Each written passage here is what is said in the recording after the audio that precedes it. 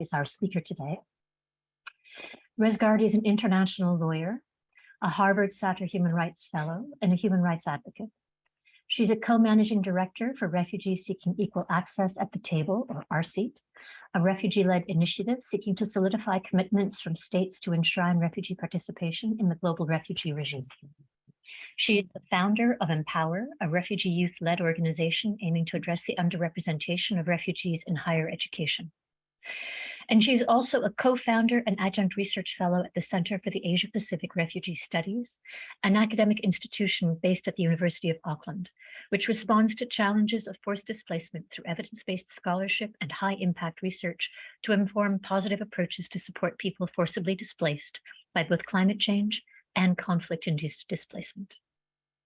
We are delighted to welcome Rez here today with us. She'll be speaking to the history and role of meaningful refugee participation in the global refugee regime. Thank you so much, Rez. Welcome. Thank you very much, Michaela.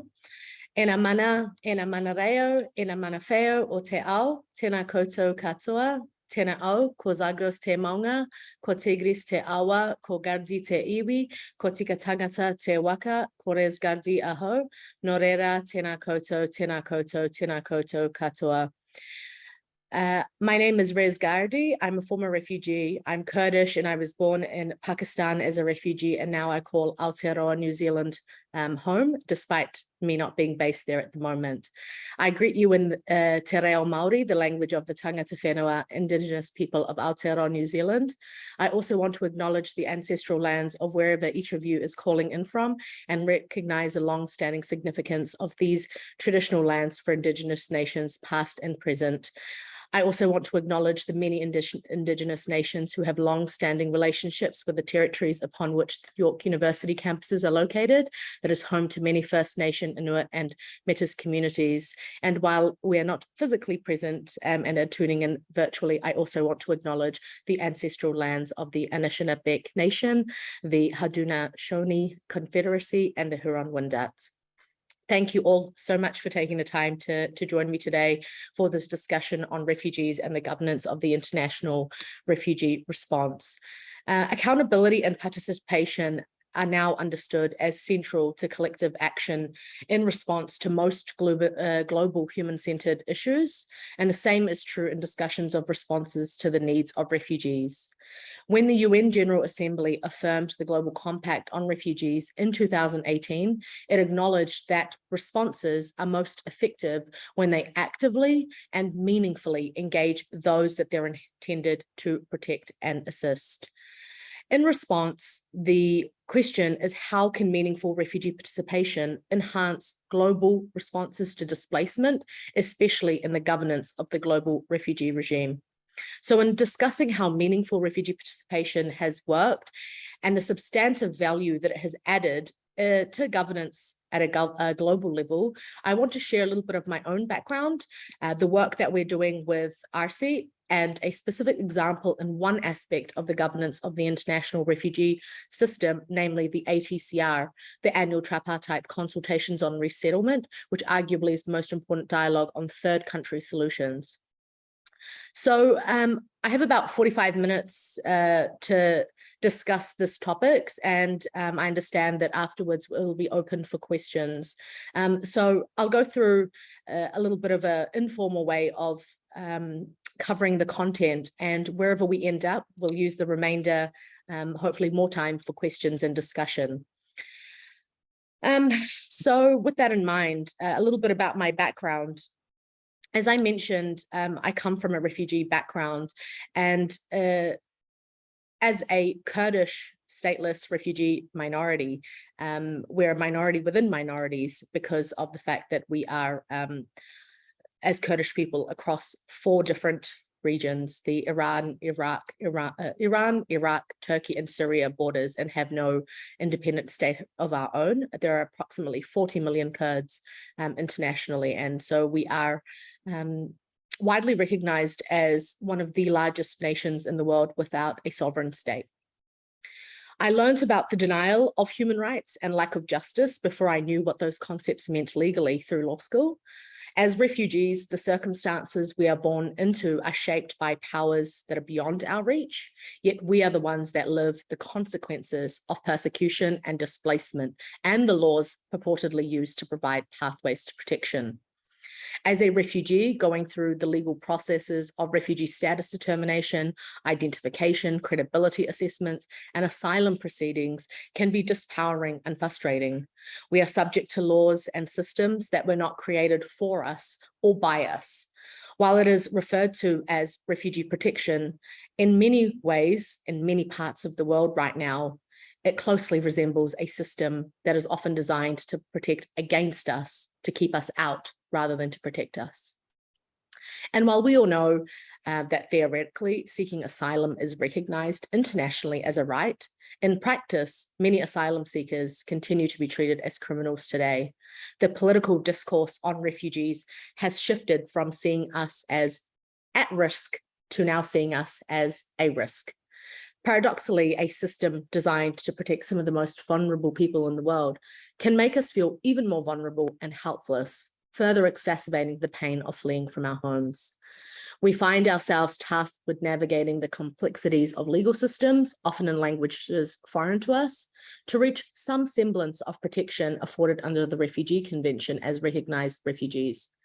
Yet, disappointingly, even successfully navigating these complex systems does not always result in any guarantees. Access to education, employment, and living a somewhat dignified life in the host country remain everyday uncertainties, as does the prospect of even being resettled to a third country. While there are many experts working in many fields related to refugees and displacements, like me, who also happen to have lived experiences of displacement, refugee voices are still largely missing in the design and decision-making of policies and programming. We still see a considerable lack of refugee engagement on issues that impact us, from decision-making outcomes to research that has the potential to influence law and policy, and programs related to the predicament faced by refugees. And so throughout these design processes, whether it's research that can lead to law change, legislative change or policy changes, whether it's decision-making on those particular policies, whether it's programming and budgeting, it's imperative that refugees also play a key role alongside partners. Over the last few years, a prominent theme of UN agreements on refugees has been a commitment to enhancing the role of refugees in the making and implementation of policies that affect refugees. And as articulated in paragraph 34 of the UN's 2018 Global Compact on Refugees, responses are most effective when they actively and meaningfully engage those that they're intended to protect and assist.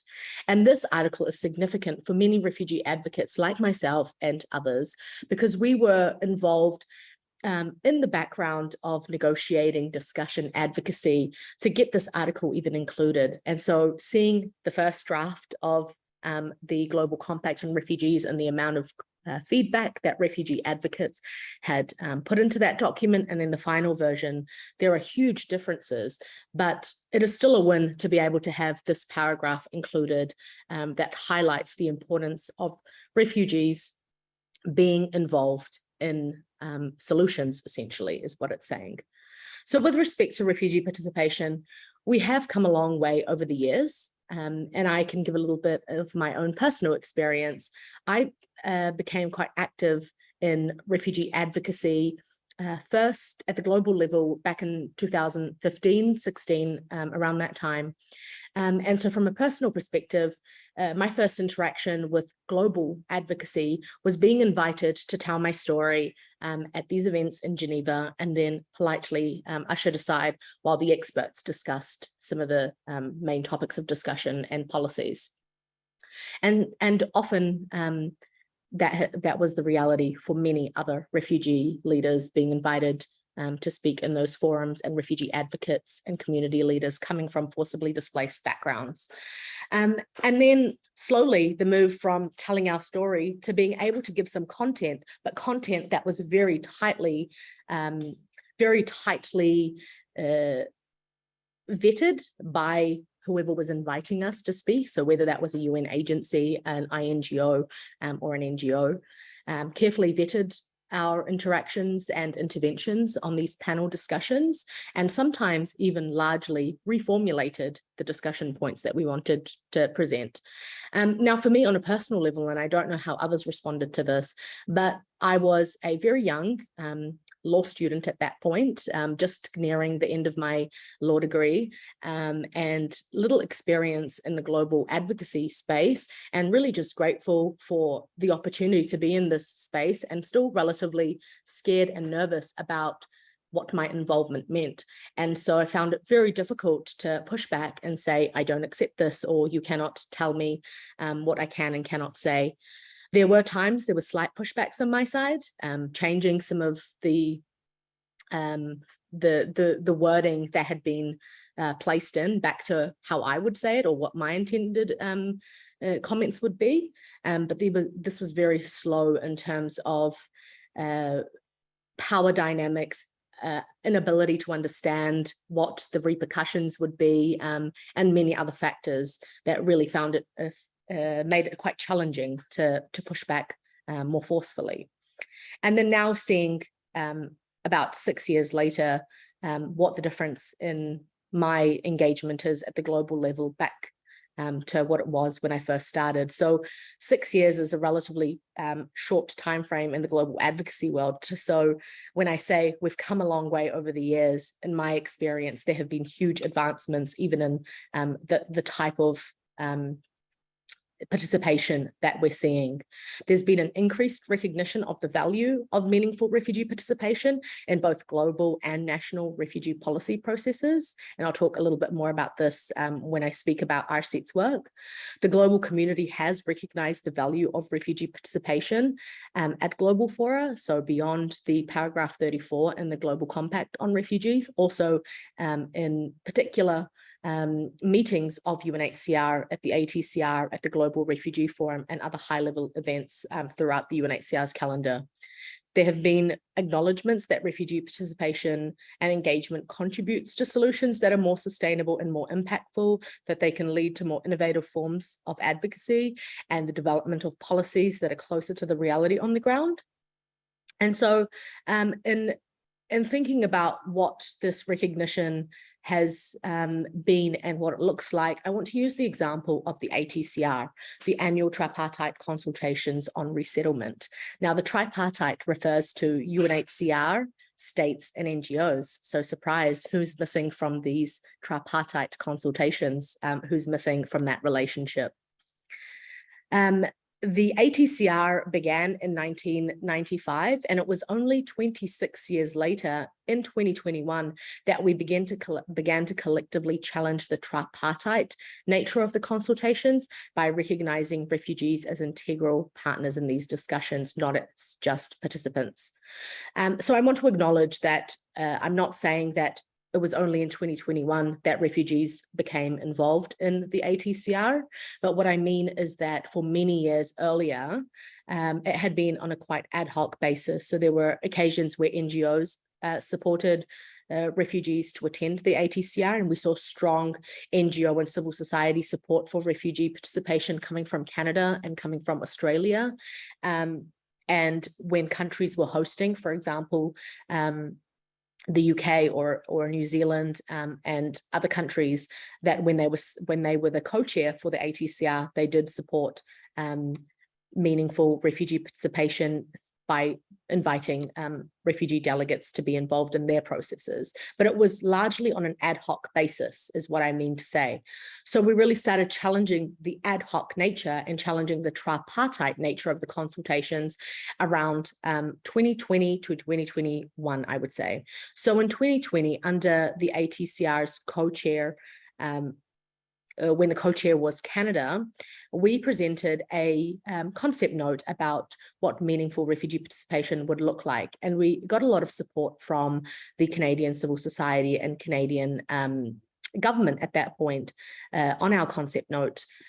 So we were able to present a concept note, and then that's where really the momentum started. And then building off the concept note created a refugee steering group.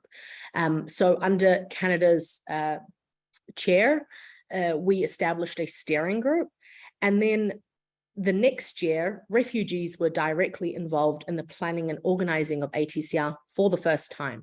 So this was, the practice was first introduced and implemented by the then co-chairs, the Swiss government and the Swiss Refugee Council.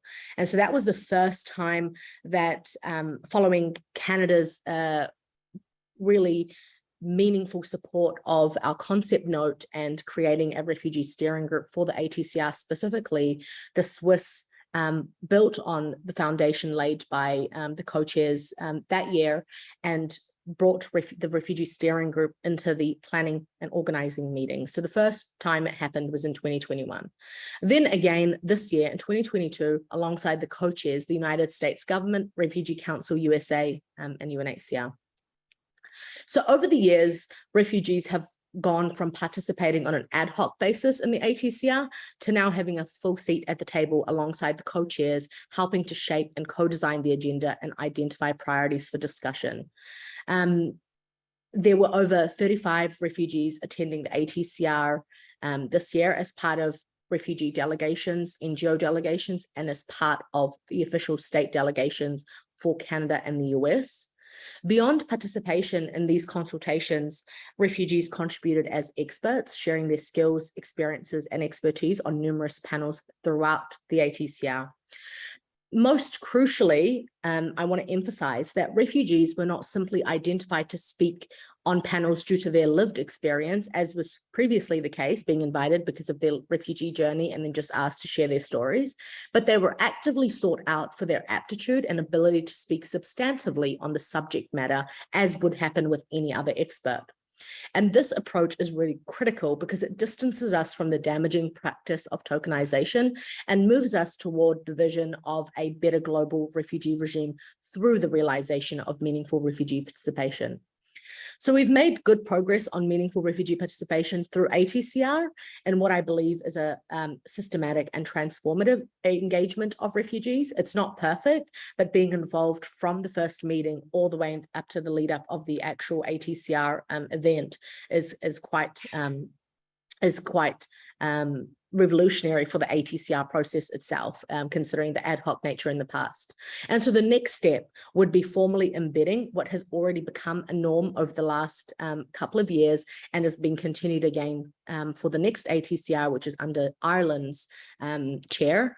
It's already become a norm. So the next step will be formally embedding it through the establishment of a permanent refugee co-chair. And so transitioning from the ATCR, the annual tripartite consultations on refugees, to the annual quadripartite consultations on resettlement, or ATCR. And I mean, my argument would be that ATCR sounds a lot better anyway, so we should just go ahead and formally embed what's already happening in practice. The shift in refugees arriving as participants to a meeting with a predetermined agenda to now being involved alongside the co-chairs in the lead up of the working group meeting and the ATCR, and actively contributing to the agenda, to the theme, to even speakers and commenting on what speakers should be on which panels, shows a significant strengthening of the role of refugees in the governance of one of the pillars of the global refugee regime. It's a move in the right direction that can ultimately signify the importance of equal partnerships as the foundation of these consultations. It can signal transparency and the development of new and innovative ways to solve problems and improve refugee resettlements. And there is an urgent need for these changes. Refugee situations have amplified in scope, they've amplified in scale and complexity. The global refugee population has more than doubled since 2012. And during the same period, various challenges, including the pandemic, have slowed global resettlement, and the number of resettlement figures have collapsed by more than half. Forcibly displaced persons now constitute about 1% of the world's population. And so if we add the accelerating climate crisis to this equation, that proportion is expected to grow to close to 15% by 2050, with the number of displaced individuals potentially topping 1 billion by some estimates. So if the collective international response is failing now, which I argue it is compared to what we're seeing in terms of the budget and the deficit and the amount of people displaced in need of solutions, with these depressingly low resettlement numbers exacerbated by the pandemic and really ineffective local integration strategies that are happening around the globe, then the situation we find ourselves will only further escalate into an unprecedented and uncontrollable crisis in the years to come if we don't do something about it. So while the status quo may work for some issues, large-scale refugee movements and these protracted refugee situations that continue to persist around the world indicate to us that some things must change, that we do need to be looking at new and more innovative methods of assistance, protection, and solutions. And because we live or have lived through them, refugees are far more aware of the shortcomings of resettlement strategies, of local integration, of voluntary repatriation, and the other segments of the global response system for addressing these issues more than anyone else. Our lives are impacted by the flaws in the system every day, whether it's lack of access to services, to the slow response to the pandemic, particularly in the global south, where the majority of refugees are located. So our lived experiences and insight, therefore, are invaluable in identifying and addressing some of the challenges that we face today. And the reality is, while the refugee regime was established to ensure protection for refugees and to find a solution to their plight, refugees globally face significant constraints on their lives and now are awaiting an average of 20 years for a solution. And it was just a few days ago that I returned from the executive committee meeting of the UNHCR, where the High Commissioner Filippo Grandi really emphasized the dire situation of global displacement, and that there is a serious gap between the needs, especially in particular countries like Somalia, Afghanistan, Syria, and the funding that is available to address these crises. And the COVID-19 pandemic further exacerbated risks to already vulnerable populations around the globe. And while many are saying, COVID is over, there are still many repercussions for these communities. And refugees, who are already some of the most vulnerable, suffered detrimentally due to pandemic. And so the vulnerabilities and the marginalizations they've experienced prior to the pandemic were even further exacerbated, increasing their protection risks. And we're still seeing repercussions ongoing today. Yet despite these increased vulnerabilities and repercussions from the pandemic, refugees still stepped up as the first responders to protect one another and to provide services to their communities when international actors could not. So as international actors were limited in their mobility and access, it was refugee-led responses who were at the forefront of delivering social protection and assistance to their other refugee communities and their host communities. And so this experience really confirmed what refugees have been calling out for years. And it really took a pandemic for some people to notice and pay attention that when the international actors cannot access, who is it that is really remaining there? And it wasn't just the pandemic, but it was the pandemic that showed refugees are critical yet underappreciated actors in the international humanitarian response system. Despite the severity of their situations, refugees continue to provide services and act on the ground when international actors couldn't. And they're already proven themselves to be actors, not just recipients in the system. And it's this kind of insight that I think has led many INGOs, NGOs, UN agencies, and states to pay a little bit of more attention to what we're saying when we say refugees need to be involved, that we're not just recipients, but actually actors in the system. We've been saying this for many years, but as I mentioned, with the pandemic, when we saw a halt on many programs and projects, when international actors could not access certain parts, their mobility was restricted, it became very clear to the international community that refugees were acting in ways that they perhaps just hadn't noticed or paid attention to before. And really indicated that refugees understand challenges in a unique way, making these insights really essential during planning and the design necessary for more nuanced and effective programming that can reach sometimes really invisible and under the word I want to say is underreached communities, really, because of these insights. So with the new challenges facing global refugee responses, refugees continue to be committed to contributing in meaningful ways through our collective knowledge, skills, and perspectives to help advance collaborative approaches to refugee protection and global resettlement. Meaningful refugee participation is not an end goal in itself, and that's very critical for the work that we're doing through our seat. It's a means to achieving the ultimate goal, and the ultimate goal is to have a better global refugee response system for all of us, one that doesn't cost us thousands of lives, the lives of our families and loved ones. And if we continue the way we're going, I ask you to each just pause and reflect to yourselves. Are we ready as a globe? Are we really ready to support and respond to a crisis of the magnitude that we're talking about? And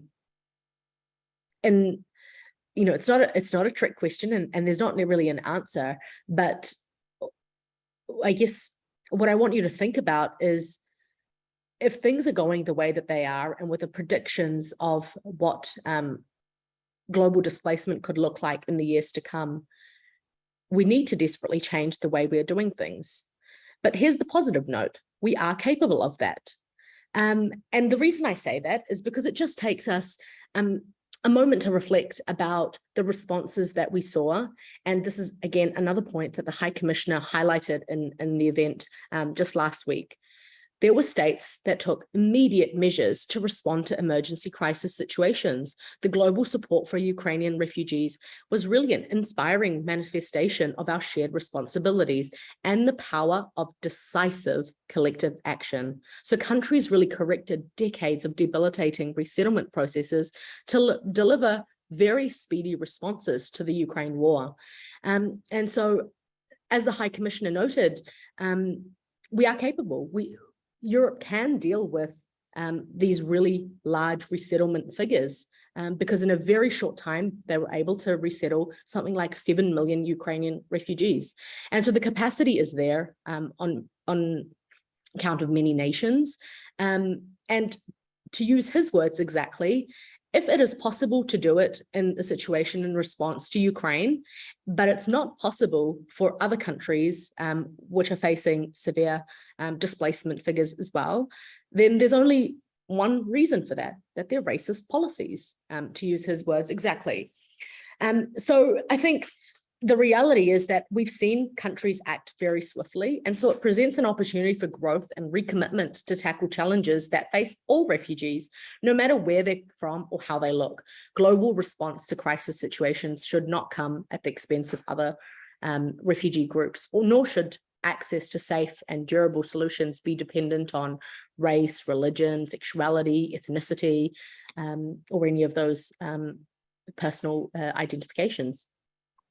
And as we are now in this conversation, I'm still here nervously thinking about the protests that have been breaking out across Rojhelat in eastern Kurdistan and in Iran, triggered by the brutal murder of Jina Amini, a 22-year-old Kurdish woman in Iran for allegedly breaching hijab laws. And unfortunately, situations like this will only lead to more displacement.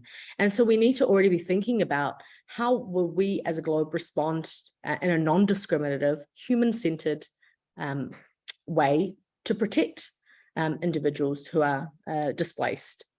And with these unprecedented numbers of displaced people, we really need to be working together now more than ever to come up with practical, effective solutions to displacement through multidimensional, multidisciplinary, and intersectional approaches that are refugee-centered.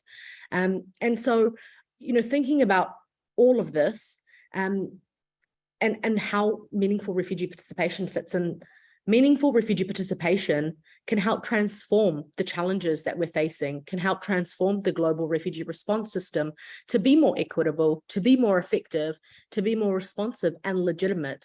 But we need to be able to reimagine a system where the norm is that refugees have a seat at the table and can add their expertise and lived experience to a system that we depend on for protection and a system that we know inside and out.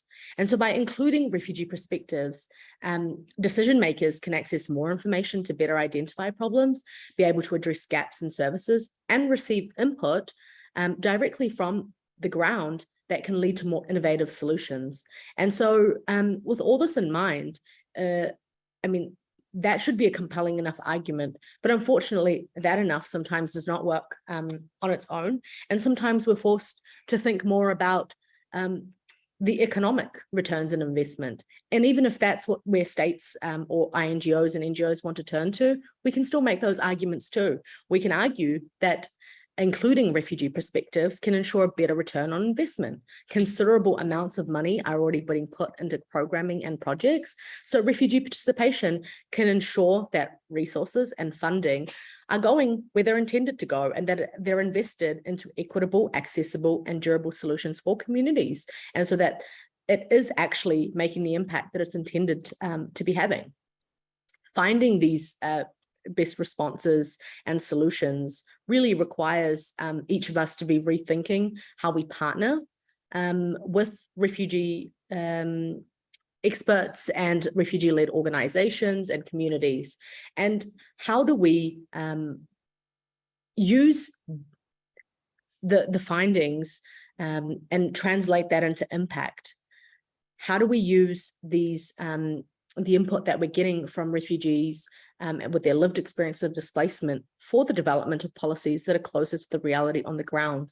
And I believe that it's participation that begets solutions. So people need to be involved to even start coming up with these new ideas right from the beginning. So not at the end consultation phase when there's already a predetermined agenda, there's already a program designed, and it's just seeking feedback on the final output. No, it's right in the beginning, being involved in those critical discussions about what's happening in the first place, what are the solutions, and where to next. A really fully co-designed process. And so working in partnership with people with lived experience has huge potential to leverage the effort and investment that we're all putting in anyway, and an opportunity for us all as actors within the global community, whether it's NGOs, INGOs, academia, UNHCR states, other UNHCR and UN agencies, all of us to be transforming how we partner with refugees in order to advance joint efforts during the global crisis and beyond. And for an overall change to materialize, the whole of society needs to be engaged in these innovative and robust conversations and to play an active role in centering refugee voices in the future of solutions. And so I've mentioned that there are already many fora that have highlighted the importance of meaningful refugee participation. And while the importance of reflecting the perspectives of those with lived experiences of displacement has been emphasized in many fora, in many ways, by many different actors, a number of obstacles still hinder the participation of refugees. And so we need to be thinking about more effective measures to include refugee voices. And then that really takes me to talking about the work that I'm currently doing with our seat.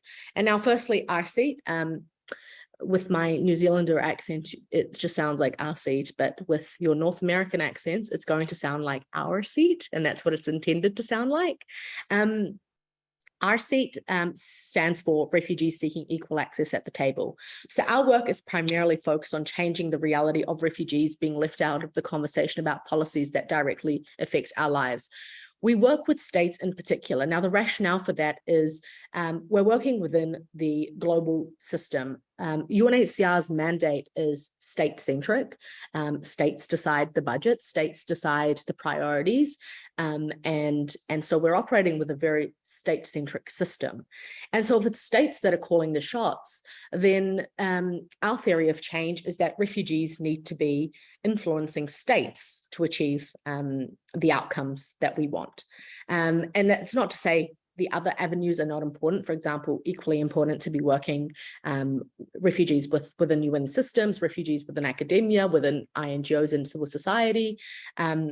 But our theory of change in particular, and we wanted to have a very narrow focus so that we could achieve tangible outcomes, was to focus on states in particular, and to build mechanisms for meaningful refugee participation in policymaking and decision-making at the national level that feeds into the international, and then to also include refugees as members of those state delegations to meetings of the global refugee regime. So these meetings like the Executive Committee meeting, the Global Refugee Forum, the ATCR, and so on.